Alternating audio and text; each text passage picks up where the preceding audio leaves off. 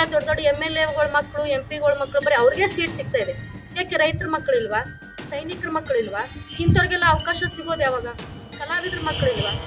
ಕಲಾವಿದ್ರ ಪರವಾಗಿ ಅಷ್ಟೇ ಅಲ್ಲ, ರೈತರ ಪರವಾಗಿ, ನೇಕಾರ ಪರವಾಗಿ, ಸಾಮಾನ್ಯ ಜನರ ಕಷ್ಟ ನಷ್ಟ ಏನನ್ನೋದು ನಾನು ಸಾಮಾನ್ಯರ ಜನರ ಜೊತೆ ಬೆರೆತು ನೋಡಿದ್ದೇನೆ. ಬಾಗಲಕೋಟೆ ಜಿಲ್ಲೆಯ ಲೋಕಸಭೆ ಚುನಾವಣೆಗೆ ನಾನು ಪಕ್ಷೇತರ ಅಭ್ಯರ್ಥಿಯಾಗಿ ಸ್ಪರ್ಧಿಸುತ್ತಿದ್ದೇನೆ.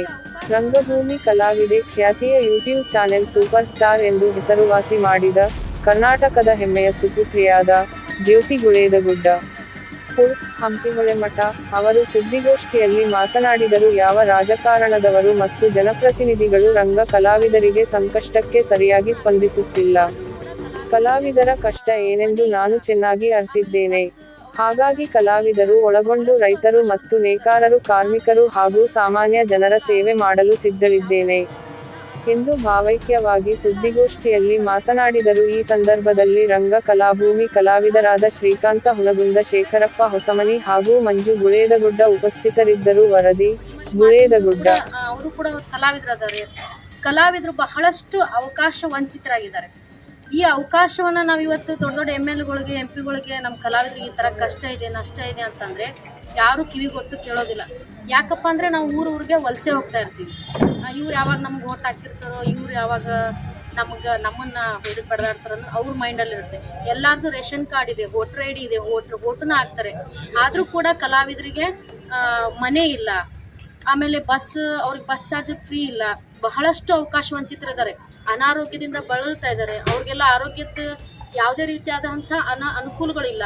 ಇವೆಲ್ಲ ಅನುಕೂಲಗಳು ಬರಬೇಕಂದ್ರೆ ನಮ್ಮಂತಹ ಕಲಾವಿದರು ಚುನಾವಣೆಯಲ್ಲಿ ಕಲಾವಿದರ ಪರವಾಗಿ ಧ್ವನಿ ಇರಬೇಕನ್ನೋದು ನಾನು ಮನಸ್ಸು ಕೊಟ್ಟು ಈಗ ಇದರಲ್ಲಿ ಭಾಗವಹಿಸೋದಕ್ಕೆ ಇಷ್ಟಪಟ್ಟಿದ್ದೀನಿ.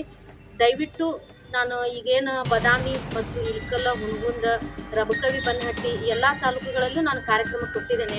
ಅವ್ರಿಗೆಲ್ಲರಿಗೂ ನಾನು ಕಿವಿಗೆ ಹೇಳಿದ್ದೇನೆ, ನೋಡಿರಿ ನಮ್ಮ ಕಲಾವಿದರಿದ್ದೀವಿ, ನಾವು ಬಹಳಷ್ಟು ಕಷ್ಟಪಡ್ತೀವಿ, ನಮ್ಮನ್ನು ಎತ್ತಿ ಹಿಡಿಯೋರು ಈಗಿನ ಸಮಾಜದಲ್ಲಿ ಯಾರೂ ಇಲ್ಲ. ಅದಕ್ಕೋಸ್ಕರ ನಾನು ಬರುವಂಥ ಚುನಾವಣೆಯಲ್ಲಿ ಸ್ಪರ್ಧೆ ಮಾಡಿಬಿಟ್ಟು ಮುಂದೆ ನೀವೆಲ್ಲರೂ ನನಗೆ ಗೆಲ್ಲಿಸಿದ್ರಪ್ಪ ಅಂತಂದರೆ ಕಲಾವಿದರ ಪರವಾಗಿ ಏನೇ ಕಷ್ಟ ನಷ್ಟ ಇದ್ದರೂ ಇಷ್ಟು ದಿನ ನಾನು ಹಾಡಿ ಮತ್ತು ನಾಟ್ಯ ಮಾಡಿ, ನಾಟಕ ಪ್ರದರ್ಶನ ಮಾಡಿ ನಾನು ಜನರ ಸೇವೆ ಮಾಡಿದ್ದೇನೆ. ಒಂದಿನ ನನಗೆ ಮುಂದಿನ ಬರುವಂಥ ಲೋಕಸಭೆಯಲ್ಲಿ ನನಗೆ ಅವಕಾಶ ಸಿಕ್ಕರೆ ಅಕಸ್ಮಾತ್ ನೀವೆಲ್ಲ ಸಹಕಾರ ಮಾಡಿದ್ರೆ ಖಂಡಿತ ನಾನು MP ಆಗೇ ಆಗ್ತೀನಿ. ಆದ್ನಪ್ಪ ಅಂದರೆ ನಾನು ಖಂಡಿತ ಕಲಾವಿದರ ಪರವಾಗಿ ಅಷ್ಟೇ ಅಲ್ಲದೆ ರೈತರ ಪರವಾಗಿ, ನೇಕಾರ ಪರವಾಗಿ, ಸಾಮಾನ್ಯ ಜನರ ಕಷ್ಟ ನಷ್ಟ ಏನನ್ನೋದು ನಾನು ಸಾಮಾನ್ಯರ ಜನರ ಜೊತೆ ಬೆರೆತು ನೋಡಿದ್ದೇನೆ. ಈಗ ನೋಡ್ರಿ, ಎಲ್ಲ ದೊಡ್ಡ ದೊಡ್ಡ MLA ಗಳ ಮಕ್ಕಳು, MP ಗಳ ಮಕ್ಕಳು ಬರೀ ಅವ್ರಿಗೆ ಸೀಟ್ ಸಿಗ್ತಾ ಇದೆ. ಯಾಕೆ ರೈತರ ಮಕ್ಕಳಿಲ್ವಾ, ಸೈನಿಕರ ಮಕ್ಕಳಿಲ್ವಾ, ಕಲಾವಿದ್ರ ಮಕ್ಕಳಿಲ್ವಾ? ಇಂಥವ್ರಿಗೆಲ್ಲ ಅವಕಾಶ ಸಿಗೋದು ಯಾವಾಗ?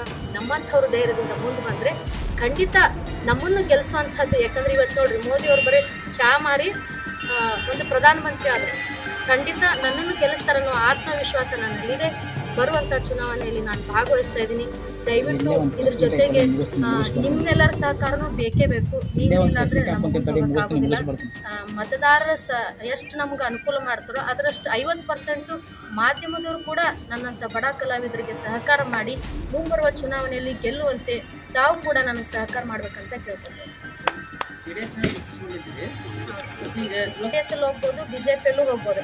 ಅದಕ್ಕೋಸ್ಕರ ಇವತ್ತು ನಾನು ಪಕ್ಷದಲ್ಲಿ ಸೇರಬಾರ್ದು ಅನ್ನೋದಕ್ಕೆ ನನಗೆ ಸಾಕಷ್ಟು ಪಕ್ಷದವರು ಕೂಡ ನನ್ನನ್ನು ಕರೆದಿದ್ದಾರೆ. ನಾನು ಯಾವ ಪಕ್ಷದಲ್ಲೂ ಗುರುತಿಸ್ಬೋದು. ಹೌದು ಸರ್, ಯಾಕಂದರೆ ಕಲಾವಿದರು ನಮ್ಮನ್ನು ದುಡ್ಡು ಕೊಟ್ಟು ಬನ್ನಿ ಪ್ರಚಾರಕ್ಕಂತ ಕರೀತಾರೆ. ಇವತ್ತು ನೋಡಿ ಎಷ್ಟು ಬರ್ತಾರೆ, ಎಲ್ಲ ದರ್ಶನ ಬಂದಿರ್ತಾರೆ. ಅದಾದ ತಕ್ಷಣ ಆ ಪಕ್ಷದಲ್ಲಿ ಪ್ರಚಾರ